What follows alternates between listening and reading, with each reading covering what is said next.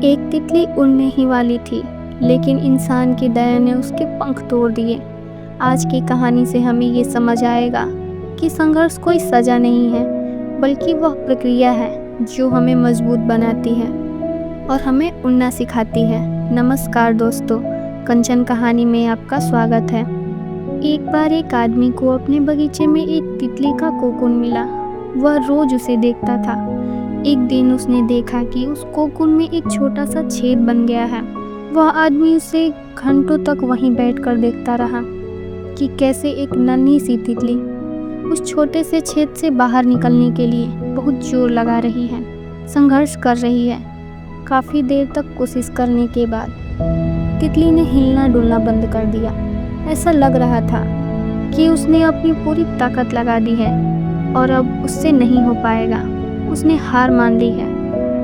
उस आदमी को तितली पर दया आ गई। उसने सोचा कि मैं इसकी मदद कर देता हूँ। उसने एक कैंची उठाई और कोकून को काटकर उसका रास्ता बड़ा कर दिया।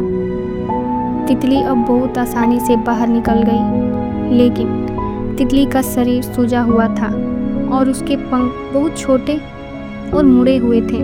आदमी इंतजार करता रहा कि कुछ देर में पंख बड़े होंगे, खुलेंगे और तितली हवा में उड़ेगी, लेकिन ऐसा कभी नहीं हुआ। तितली अपनी पूरी जिंदगी उसी सूजे हुए शरीर और टूटे हुए पंख के साथ जमीन पर रेंगते हुए बिता दी। वह कभी नहीं उड़ पाई, क्योंकि वह आदमी अपनी दया और जल्दबाजी में यह समझ ही नहीं पाया कि प्रकृति ने उसे छोटा छेद और वह संघर्ष इसीलिए बनाया था, ताकि जब तितली को जोर लगाकर बाहर निकले तो उसके शरीर का तरल पदार्थ उसके पंखों में चला जाए।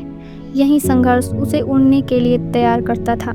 बिना संघर्ष के उसे आज़ादी तो मिली, लेकिन उड़ान नहीं मिली।